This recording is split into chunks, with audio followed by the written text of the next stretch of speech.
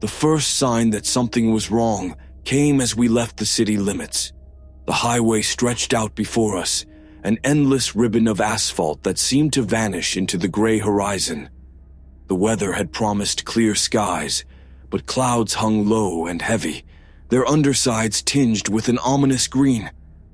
I kept telling myself it was just a storm brewing, nothing more. Beside me, Sarah adjusted the GPS, her brows furrowed as she scrolled through the routes. "It says this is the fastest way, but..." Her voice trailed off, and she tapped the screen again. "It's weird. The map keeps glitching." In the back seat, Mia hummed softly to herself, clutching her stuffed bear. Her brother, Ethan, was glued to his tablet, headphones on, oblivious to the world outside. They'd been excited for this trip, our first real family vacation in years. I glanced at them in the rearview mirror and forced a smile. I couldn't let them see my unease. The road was unusually empty. I'd driven this stretch before and remembered it being busy, but now we seemed to be the only car for miles. The trees lining the highway swayed lightly in a wind I couldn't feel, their bare branches clawing at the sky. A chill ran down my spine, though the car's heater hummed at full blast. "Maybe we should pull over and check the map," I suggested. Sarah shook her head. "We're fine," she said, though her tone carried a hint of doubt. "It's just a straight shot until the next exit. Should be smooth sailing." But it wasn't. About 20 minutes in, the car appeared. I first noticed it in the rearview mirror, a dark sedan, sleek and polished, its headlights off despite the dimming sky. At first I thought nothing of it, just another traveler. But as the minutes ticked by, the sedan maintained its distance, neither gaining on us nor falling behind. It was as if it was deliberately matching our speed. "Looks like we've got company," I joked, gesturing to the mirror. Sarah glanced up and shrugged. Maybe they're headed to the same place. But my grip on the wheel tightened. Something about the car didn't sit right with me. It stayed too perfectly aligned with us, its dark windows hiding any hint of who or what was inside. The sensation of being watched grew stronger, like an itch beneath my skin. An hour passed. The sedan remained behind us, steady and unyielding. When we reached a service station, I slowed and turned into the lot, hoping to lose it. The car passed by without stopping, disappearing down the road. Relief washed over me. "See?" Sarah said. "Just a coincidence." We filled up the tank and bought snacks for the kids. I was starting to relax when, as we merged back onto the highway, there it was again, the same car, waiting. Its engine hummed as it slid into place behind us once more. My heart began to race. "That's not normal," I muttered. Sarah didn't respond. Her eyes were glued to the side mirror, her lips pressed into a thin line. For the next stretch of road, no one spoke. The kids, thankfully, stayed distracted, but Sarah and I shared uneasy glances as the sedan mirrored our every move. When I switched lanes, it followed. When I sped up, it kept pace. No matter what I did, I couldn't shake it. The gray sky deepened, swallowing the last rays of daylight. The highway stretched on, endless and empty. The sedan loomed behind us like a shadow, its presence heavy and undeniable. "Why don't they pass us?" Sarah whispered. I had no answer. It was nearly dusk when the rain began. The first drops spattered against the windshield like tiny bullets, a staccato rhythm that quickly built into a downpour. The wipers struggled to keep up, smearing the water into streaks that distorted the world beyond. The sedan was still there. Its dark silhouette cut through the haze, headlights still off, like a predator lurking just out of reach. I couldn't take my eyes off the rearview mirror, my fingers aching from the death grip I had on the wheel. Sarah's voice broke the silence. "Maybe we should call the police." "And tell them what?" "A car's following us. They'll think we're paranoid." But even as I said it, my mind raced. What if this wasn't paranoia?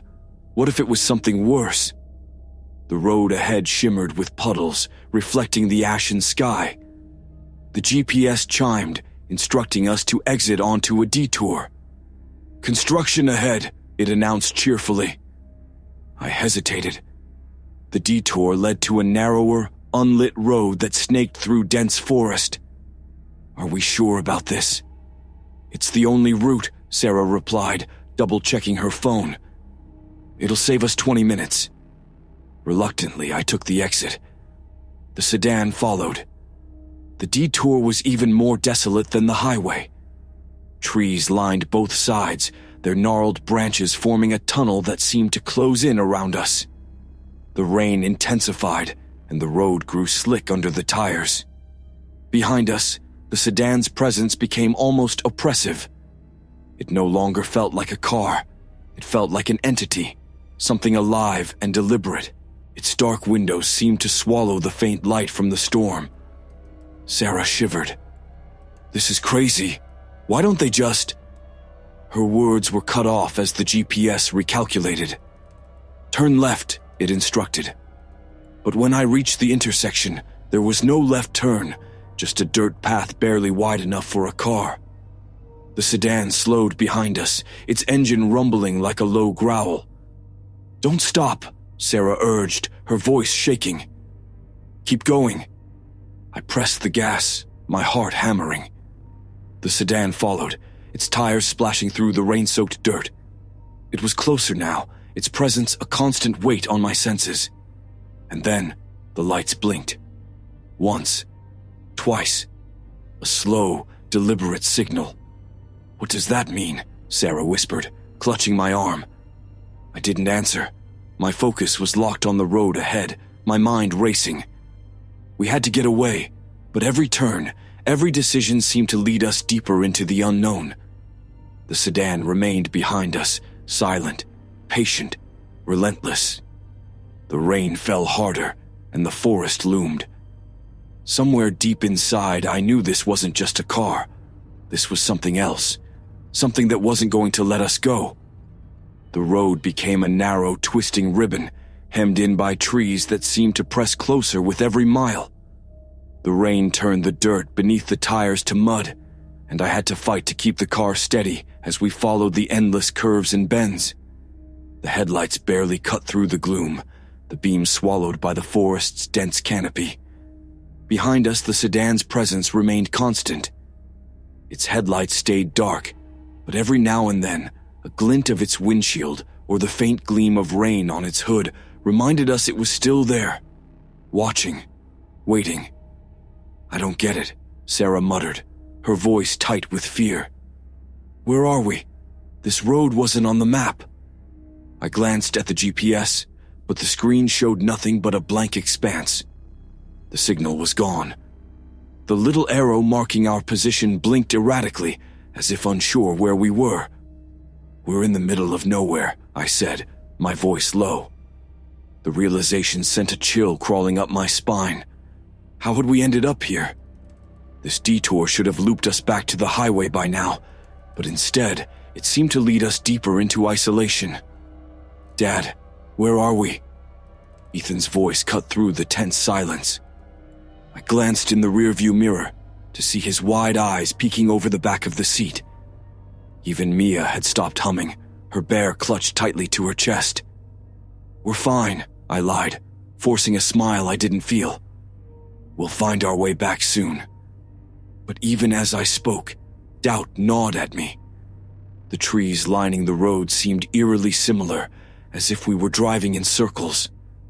Branches reached out like skeletal fingers, their twisted shapes forming grotesque shadows in the headlights. The rain showed no sign of letting up, and the mud on the road made every turn a gamble. Then, the first sign appeared. It was an old rusted road sign, its paint flaking away with age. As we passed, I caught a glimpse of a single word. Detour. The arrow below it pointed straight ahead, as though mocking us. Sarah leaned forward, squinting at it. "That sign wasn't there before," she said, her voice barely above a whisper. "Maybe we didn't notice it," I said, though I didn't believe it myself. The sign had looked freshly planted, the mud at its base still loose and disturbed. A few minutes later, we passed another sign. This one was even more decayed, the letters barely legible. It bore the same word: detour. Sarah clutched my arm. "It's leading us somewhere." I didn't reply. Panic bubbled in my chest as I pressed harder on the gas. The sedan remained a dark silhouette in the rearview mirror, unshaken by the worsening road conditions. At the next fork, the road split into 3 paths. The GPS was useless, and the signs offered no clues, just blank wooden boards nailed to trees, as if someone had intentionally stripped away the markings. "What do we do?" Sarah asked, her voice trembling. "I don't know." My knuckles whitened as I gripped the wheel, staring at the 3 options. Each path looked equally uninviting, vanishing into shadow. I took the middle one, my gut screaming that it didn't matter. Wherever we went, the road was no longer ours to choose. The road grew narrower and more treacherous. The forest swallowed us whole, the trees forming a suffocating tunnel that blocked out what little light remained. The sedan stayed behind, an ever-present shadow that matched our every twist and turn. The silence in the car was unbearable. Even the kids had stopped asking questions, their fear palpable in the tense air. I tried to focus on the road, but my gaze kept darting to the mirror, to the dark car that trailed us like a predator. And then Sarah gasped. "What?" I asked sharply, glancing at her. She didn't answer, her eyes fixed on the back seat. I followed her gaze and felt my breath catch in my throat. There, on the seat between Ethan and Mia, lay an object that hadn't been there before, a small, black notebook, its leather cover worn and damp with rain. "Where did that come from?" Sarah whispered, her voice trembling. "I don't know," I said, though the words felt hollow. It hadn't been there minutes ago. My hands gripped the wheel tighter, my heart hammering against my ribs. "Mom," Ethan's voice quivered. "It's not ours." "I know, sweetie," Sarah said, her voice shaky but soothing.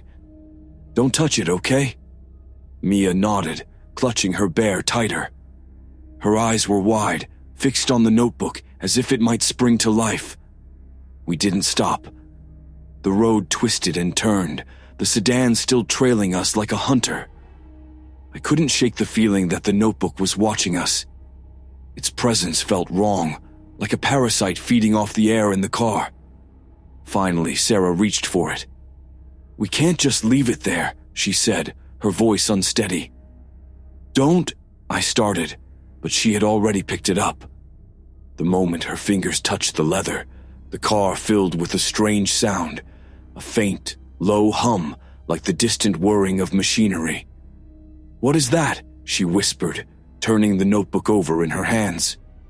Its pages were blank, but the air around us seemed to grow heavier, the shadows in the car deepening. "Throw it out," I said, panic lacing my voice. "Just get rid of it." Sarah rolled down the window and hurled the notebook into the woods. The sound stopped, the air lightening slightly. But when I glanced in the rearview mirror, my stomach turned to ice. The sedan was gone.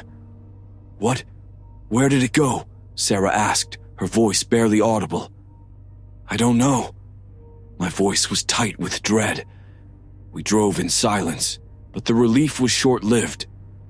5 minutes later, I felt a chill creep down my spine. I glanced in the mirror and froze. The notebook was back, sitting on the seat, its cover glistening faintly with rain. The notebook's reappearance drained the air from the car, leaving a suffocating void. No one spoke. Sarah's trembling hands hovered over the seat, hesitant to touch it again. Mia whimpered softly, clutching her bear so tightly its seams strained, while Ethan stared wide-eyed at the impossible object. "Keep driving," Sarah finally whispered, her voice barely audible. I nodded, though every nerve in my body screamed to stop the car and get out. But there was no safety out there, not on this twisting, endless road that seemed to have swallowed the world. The trees pressed closer, their branches clawing at the car as if trying to pull us into their shadowy embrace.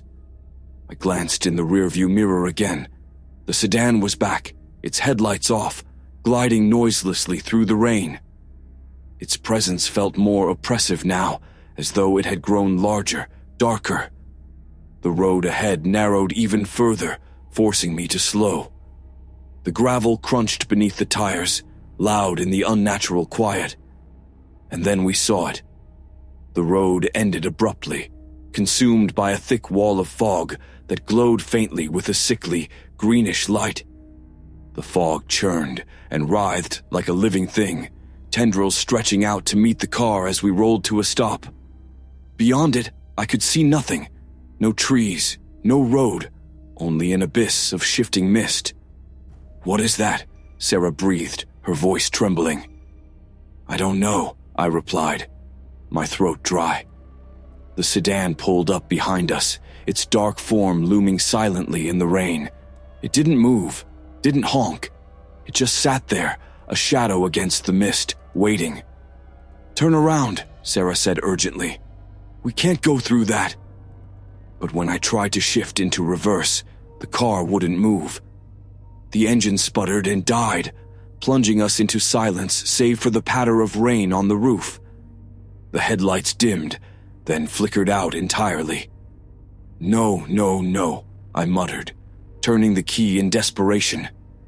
The engine groaned but refused to start. The dashboard lights flickered weakly before fading completely, leaving us in darkness.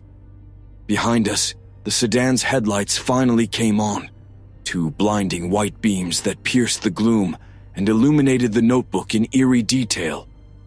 Its cover seemed to shimmer, as though something inside it was alive. The notebook flipped open. The pages turned on their own, one by one, faster and faster, though no hand touched them. Strange symbols began to appear, scrawled in ink that glowed faintly in the dark. They were jagged and chaotic, shapes that twisted the longer I looked at them, as if they were trying to burrow into my mind. "Make it stop," Sarah pleaded, her voice breaking. "I don't know how," I shouted, my own fear rising. The symbols grew brighter, their glow filling the car. Mia screamed, burying her face in her bear, while Ethan clutched at his sister, his wide eyes fixed on the swirling pages. And then, the notebook stopped. A single word now glared from the page, written in bold, glowing letters. "Enter." As if in response, the fog ahead began to part, revealing a faint outline of a road beyond. The path shimmered, its surface unnaturally smooth, and the air around it seemed to hum with an invisible energy. "No," Sarah whispered, shaking her head. "We can't. It's a trap." But the car had other ideas. Without warning, the engine roared to life, and the headlights blazed on.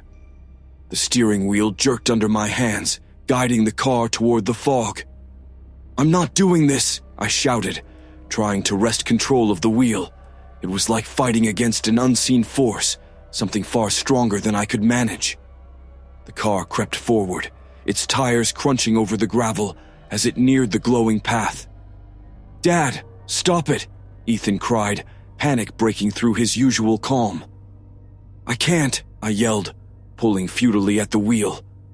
As the car crossed the threshold into the mist, the air grew heavy, almost gelatinous. The world outside the windows dissolved into swirling light and shadow, shapes that twisted and flickered like ghosts caught in a storm. The sedan followed, its headlights dimming as it disappeared into the fog behind us. The hum grew louder, vibrating through the car, through us. I felt it in my bones, in my teeth, a sensation that was neither sound nor touch, but something deeper, something that reached into the core of me. And then, just as suddenly as it began, it stopped. The fog cleared, and we were back on the highway. The rain had stopped, and the sky was a deep, velvety black. Stars sparkled above, and the road stretched out ahead, familiar and comforting. But the sedan was gone. No one spoke. The air in the car felt lighter, but the silence was thick with unspoken fear. The notebook was still there, closed now, sitting innocently on the seat. I reached for it, hesitated, then stopped. "Don't," Sarah said quietly, her eyes fixed on the road ahead. "Just leave it." We drove on in silence, the world outside returning to normal. But the shadows in the rearview mirror seemed darker than they should have been, and I couldn't shake the feeling that the road was watching us, waiting for its next move. Somewhere in the distance, I thought I heard a car horn, a single low note that echoed faintly before fading into the night.